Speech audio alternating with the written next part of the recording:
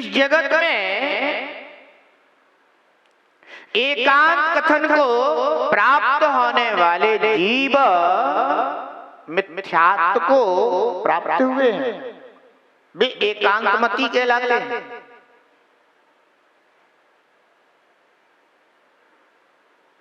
जैसे कोई द्रव्य को क्षणिक ही मानता है, कोई द्रव्य को नित्य ही मानता है, वे दोनों मत एकांतमती कहलाते हैं। जिनेंद्र भगवान कहते हैं वस्तु को अगर जानना है तो दोनों अपेक्षाओं को समझना होगा, जानना होगा, तभी आप वस्तु को पूर्ण रूप से समझ सकते हो, जान सकते हो। इसलिए जो भी लोक में उत्पन्न होने और विनशने का व्यवहार चलता है, वह व्यवहार अन्यथा नहीं है, किसी अपेक्षा से सत्य है। जो जिनेंद्र भगवान ने आत्मा का अविनाशी स्वरूप भव्य जीवों के मध्य निरूपित किया है और अपने अखंड अविनाशी आत्मा का आश्रय करने की बात कही है, वह कथन भी सम्यक है, सत्य है।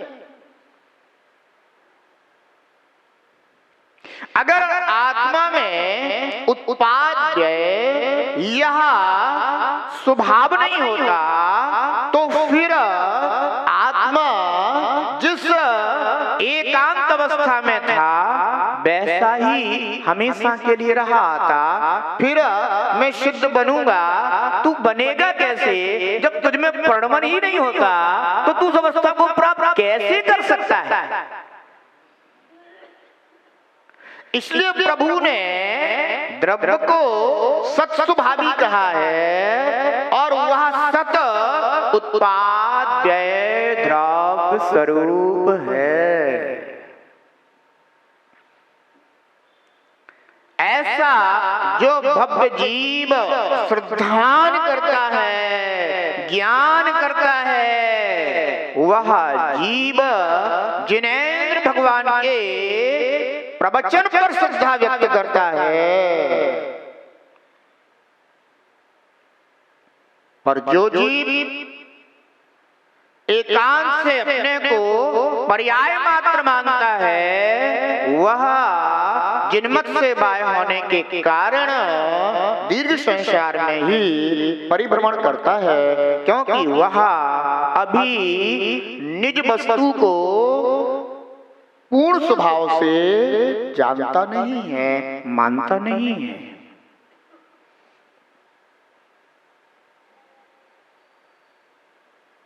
मैं ध्रुव स्वभाव से जैसा था वैसा ही हूं, आगे भी वैसा ही रहूंगा।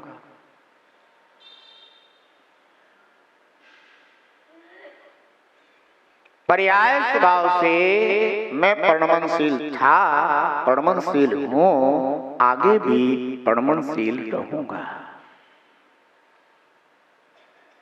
ऐसा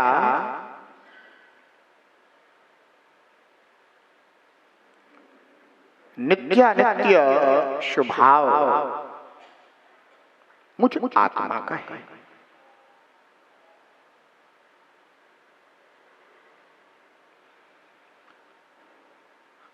मुझ आत्मा को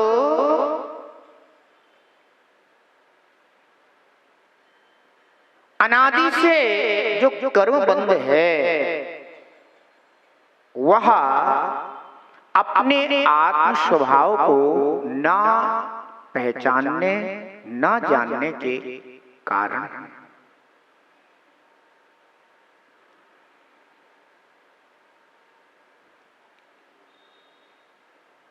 मुझ आत्मा ने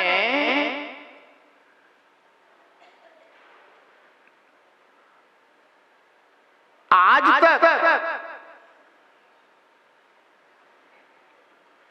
निज को ना जानकर मात्र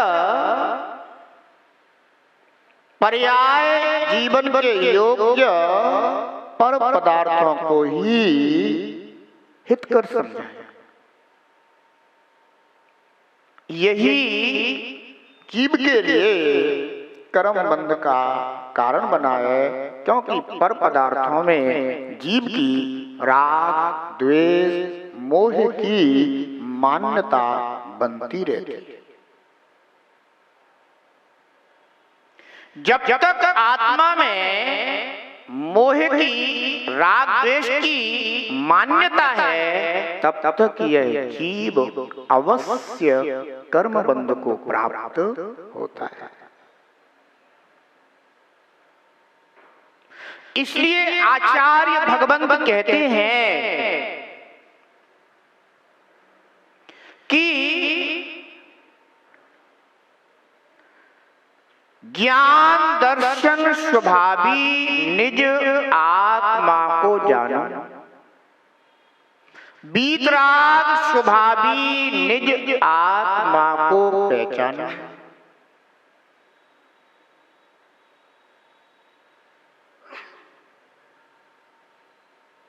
पर पदार्थ मेरा नहीं है, ज्ञान दर्शन स्वभावी आत्मा मेरा है।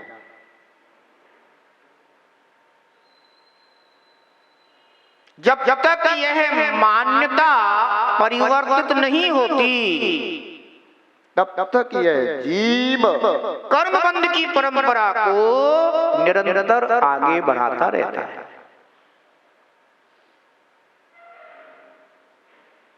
इसलिए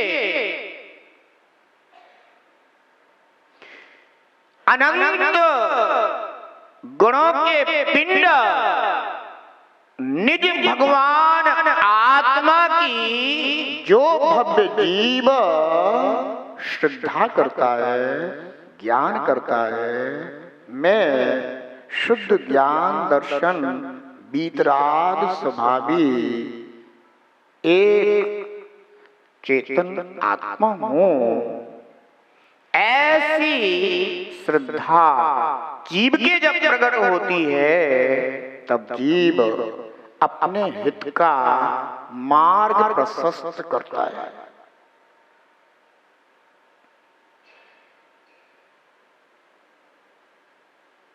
अहो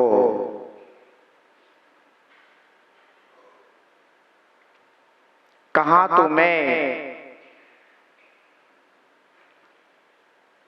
अनंत ज्ञान का पिंड हूं और कहाँ अज्ञान का अनुभव कर रहा हूं।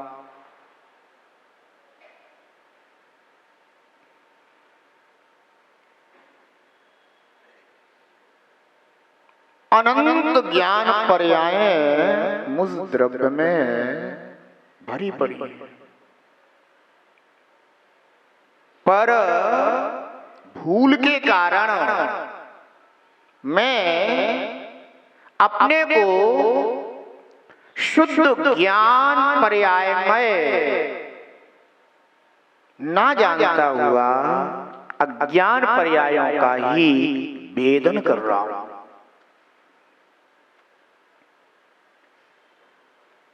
आत्मा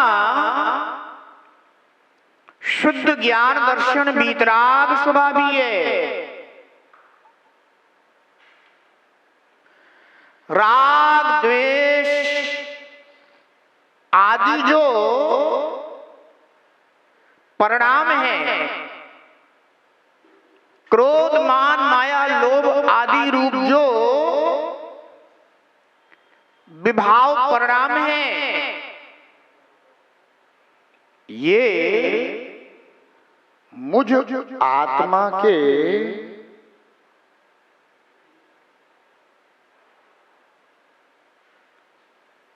स्वभाव से ना कभी थे, ना हैं और ना कभी हो सकते हैं।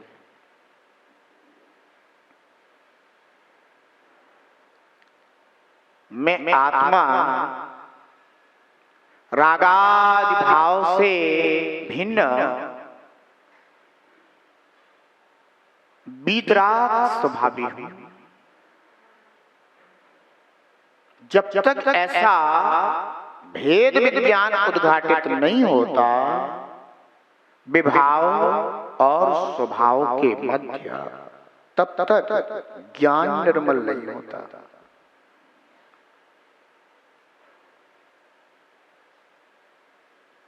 यह भेद विज्ञान ही हमारे ज्ञान को और निर्मल करता है।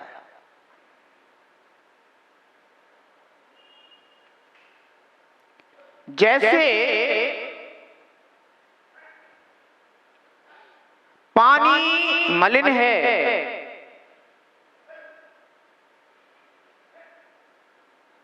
तो पानी में जो मलिनता है वह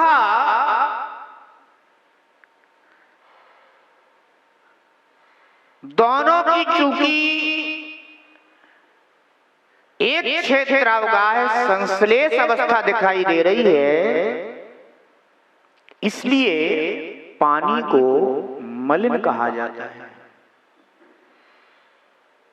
पर वास्तव में देखा जाए, अगर पानी को स्वभाव से देखा जाए, तो क्या जो मटमैलापन है वैसा ही पानी का स्वभाव है? नहीं। पानी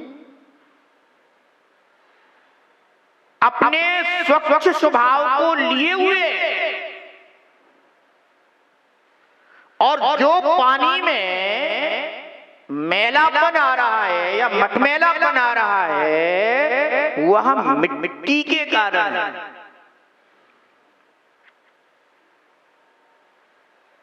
जब हम पानी में भेद विज्ञान की दृष्टि रखते हैं, तो स्वच्छ पानी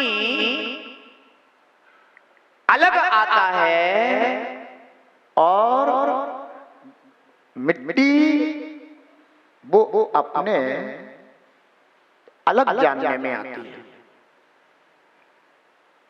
और जब तक यह भेद विज्ञान की दृष्टि नहीं होगी, तब तक हम पानी को शुद्ध करने का या स्वच्छ करने का उपाय नहीं कर सकते। यद्यपि हमने मलिन पानी को स्वभाव से देखा है, जाना है, भेद विज्ञान भी किया है, तो भी अभी दोनों अलग अलग नहीं हैं। अलग अलग ना होने पर भी हमारे अंदर यह भाव अवश्य आ गया है कि चूंकि ये दोनों स्वभाव से अलग अलग हैं, इन्हें अलग अलग किया जा सकता है। पर जिसने ऐसी भेद दृष्टि प्रकट ही ना की हो, वह तो उस पानी को ही पीने योग्य समझकर ग्रहण करता रहता है, कभी उन्हें पृथक पृथक करने का उपाय नहीं करता। ऐसी अवस्था अनादि से हम सब जीवों की रही है। वही मटमैला पानी पीने योग्य समझकर उसी का पान करते रहे, रोगी बीमार करते रहे, दुख का वेदन करते रहे, मृत्यु को प्राप्त होते रहे, पुनः जन्म धारण कर लिया, फिर वही पानी पीना शुरू कर दिया, नारी दशा, फिर वही मृत्यु, फिर वही जन्म।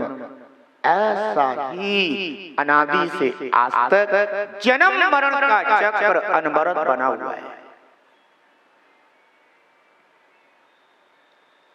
आचार्य भगवंत कहते हैं कि हमें आत्मा की भी इसी तरह मलिन अवस्था को जानना है, मानना है, श्रद्धान भी करना है कि अहो यह आश्रव बंध रूप मलिन दशा,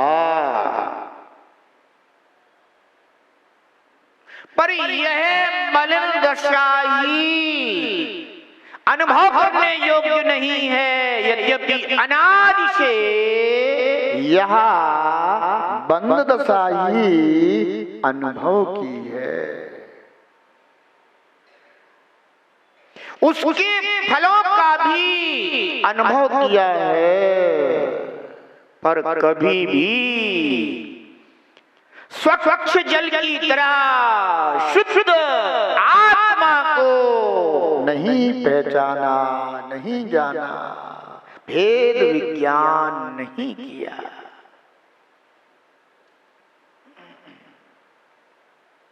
यह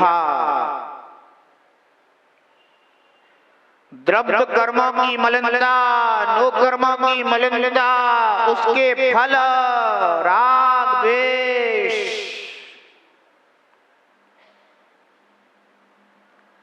इन्हें ही स्वीकारा है,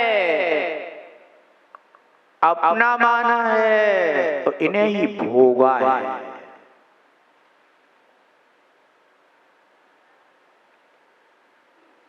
अर्थात राग द्वेष आदि परिणाम कर करके अपने को पुनः पुनः बंध में ही डाला है।